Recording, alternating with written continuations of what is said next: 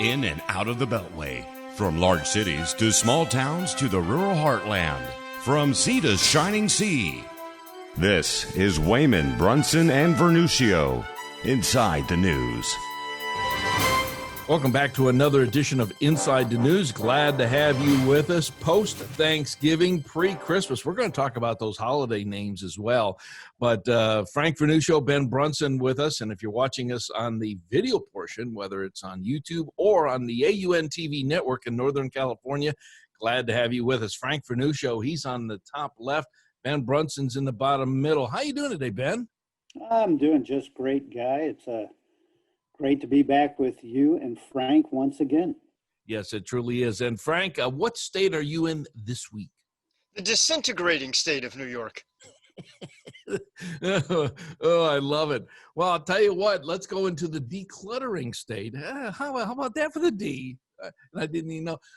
The decluttering of the post-election, and we all have something to say about it. Frank, go. Well, Andrea Woodberg was writing in American Thinker on some research she did on the Dominion software, and the results were fascinating. Dominion Vice President Eric Coomer is a known Antifa supporter. That should give you a bit of chill. Dominion is one of the few organizations in the vote counting business that uses Chinese-made equipment. Andrea also found that the Dominion company has significant ties to the Clinton Foundation through something called the Delian Project. And finally, turns out that Dominion has ties to Nancy Pelosi, whose aide is a Dominion lobbyist. Nothing to worry about there, is there, Guy? Boy, oh boy, you got that right. Nothing to worry about. And you know what, Ben? This is absolutely fascinating. We have watched all of these hearings, and if you cover these hearings on Twitter, guess what? You're gone. You've already been suspended. But you know what? And I'm going to let you get on this here, Ben. But what is so interesting is that they lay out all of these facts, and to the normal, logical, reasonable, and I pointed that out, person, you'd say, man, look at the fraud. And yet they are turning a blind eye, and I mean the they, meaning the Democrats, meaning the progressives, and meaning the media. They totally are trying to ignore this. And even that pillar of conservative TV, Fox News, they have blown it, dudes. But anyways, though, Ben, go. Well, a week ago, we were talking about the Dominion and the voting fraud, election fraud. We were talking about the rather dramatic claims being made by Lindsay Powell regarding Sidney Powell, regarding the fraud of these Dominion voting machines, the amount of fraud that's taken place. And everyone was asking the question, where is the evidence? Is it there? Can she support her claims? And we've had two long hearings in the past week, one in the Pennsylvania legislature and yesterday in the Arizona legislature, where this evidence was presented over the span of many hours in both scenarios. And it is quite thorough and compelling, and it is only a small snapshot of the amount of evidence available. The people who've come forward who observed massive amounts of irregularities of voter fraud, in particular confirming the MO of how this election was stolen, which is to bring in harvested ballots by the bucket load, by the box load, secretly open those ballots, have no signature verification process. So these are just clearly harvested ballots that were filled out en masse and then loaded into these voting systems in cities like Philadelphia. Well, we heard it happened in Arizona. We heard people under oath talk about how they witnessed this happening, how they were excluded. There was no one involved in the signature verification process. There essentially was no process. And now we've heard computer professionals talk in detail about the Dominion voting machines and how they're rigged. We've gotten confirmation of the connection to Smartmatic. What we've learned is that the Dominion company purchased the code that was used and originally written by Smartmatic. and used it in their machines. And this was the connection back to Venezuela. Smartmatic was formed by a Venezuelan business person and expressly written to be able to have fraudulent elections in support of the corrupt Venezuelan regime, but now exported around. So we have tons of evidence. It's real. And it's becoming increasingly apparent that not only was the presidential election fraudulent and clearly the outcome, not the correct outcome of the will of the voters, but this level of fraud to probably a lesser degree than this year has been building up in recent elections. It's been kind of rehearsed, if you will. And we have a systemic broken system in the United States. What's going to happen, though? You have Republican legislatures in Pennsylvania and Arizona. Probably you'll see this in Georgia and maybe in Wisconsin, Michigan, attempting to take back the results that have now been certified by their secretaries of state by denying the electoral delegates and taking charge of that process. And what the aim of this is to throw this election into the House of Representatives. Okay, a couple of things here, Frank. Number one, the coup is still in process, but the coup is not so much against Donald Trump at this point. The coup is against the United States Constitution, our democracy, and our republic. That is number one. Number two, of what everything that Ben said and the troubling about the ballots and the verification of signatures and all, that is so important. What fascinates me is that it was those 2 or 3 hours in the middle of the night that things were shut down, and that's when they retweaked and readjusted those algorithms so that for one Trump vote, it was not the 1.25 Biden votes, but it jacked up even more than that to ensure his victory. And you can see the spikes. It's mathematically impossible to be running that many through those machines. Frank, I've given you a lot there. Go. Well, let's be blunt, and let's, as the title of our show is, let's go inside the news on this one. The evidence that Ben pointed out is not particularly subtle. It's there, it's blatant. As we say in New York, it's in your face. So why isn't it really being acted upon? Why are the major networks not doing anything with it? Why, even more importantly, are Republicans in Congress not doing a lot about it? And it all has to do with the mob.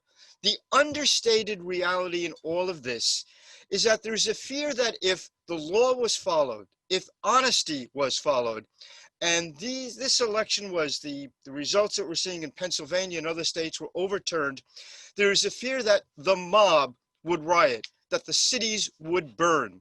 We have gone from being a federal republic, some call it a democracy, to being a mobocracy, where fear of the mob is running our country. We saw in the past couple of months, the past couple of years, in fact, how Antifa and Black Lives Matter have changed the entire political discourse in the United States. We no longer talk to each other, we riot against each other. The riot comes from one side, of course, the left, the Antifa, the Black Lives Matter groups. It's changed the nature of politics in the United States far to the worse. And underlying all the discussion about the cheating, about Dominion, about the software, is the fear that if indeed the truth comes out and is acted upon as indeed it should be, there will be almost a civil war spurred by Antifa and Black Lives Matter on the streets of American cities. Now, let's clarify. When you say mob, you're not talking about La Cosa Nostra. You're not talking about the mafia, like Al Capone type mafia, even though a lot of it started in New York and went to Chicago and went out even into L.A. And I could be talking about that with Hollywood and everything and Vegas and all. But you're talking about what happened in the summer of 2020 about all of these protesters who violated the mask rule and the social distancing rule, but they will now want to start taking over. Is that what you're talking about here, Frank? Indeed. Same as they used to say the mob ruled ancient Rome before the time of the emperors. And indeed, that's what we're seeing in the United States. It has become a nation that is afraid of Antifa, afraid of Black Lives Matter. That is the gut of the Democratic Party. That's why the leadership of the Democratic Party acts in many ways that seem irrational. They're afraid of Antifa, they're afraid of Black Lives Matter, and now that they think captured the White House, the Antifas, the Black Lives Matter groups, they now are running the country. Okay, Ben, there's a lot for you to even comment about what Frank and I have just talking about. Go. Well, look, this is going to come down to, let's start with some foundational issues. The facts at this point are pretty well known. Yes, the left stream media will ignore them. Democrats are going to ignore it. It's all a conspiracy theory, but the facts are being laid out. It turns out that Sidney Powell's crazy claims are actually verified at this point. There is tons of evidence to support what she claims. There's tons of evidence that there was a massive ballot harvesting scheme to flip key swing states to Joe Biden. It happened. And I think everyone is starting to realize that's exactly what happened. So it comes now down to courage and whether or not there is courage on the part of people in position to do something about this, to correct this crime that has taken place on a massive scale, to thwart the will of the people. The reality of this past election is that Donald Trump won a pretty sweeping re-election. Not on the scale of Ronald Reagan, but given the times we are in, it was a pretty sweeping re-election as confirmed by all of the down ballot races, which were a red wave, if anything. So now it comes down to the issue, will state legislatures, will judges, will the Supreme Court have the courage to go against the mob and to do the right thing? And all I can think about is for over 200 years, we have sent mostly young men, some young women lately, but mostly young men to fight wars, to die on battlefields around the world in support in almost all cases of our Constitution and our ideas as a country. And this is the time when legislatures and justices must stand up. They don't have to go in front of bullets. They will receive death threats. We know that. It has been made clear that virtually everyone testifying on behalf of this, what happened, revealing what happened, have started to receive death threats. But people have to be willing to face up to the mob in order to correct this. And this is the acid test we face as a country. And it comes to a head in the next 2 weeks. Yeah, it does. When we do pre-production notes, we talk text back and forth, not quite daily, but almost daily. And one of the questions that Ben addressed to Frank, which I thought was very poignant, and so did Ben because he made the question, is that we need to know this. Can SCOTUS, the Supreme Court, rule that the election is essentially null and send this to the House? Must it do so before the electors meet? That's an excellent question, Frank. It certainly is. The attorneys I've spoken to who have some knowledge in this type of thing believe that the court has the ability to impose any remedy it deems fit. So I do think that is a possibility. Whether it will or not, of course, is something else again.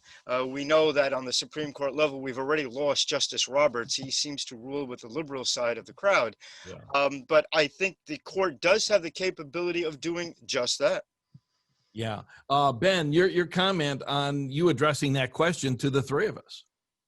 Well, look, this is where the appointment and confirmation of Amy Coney Barrett may be the single most important thing to have occurred in Trump's first term in office, because we now have 5 justices who care about this, who I believe still believe in our Constitution, recognize the subversion that has taken place.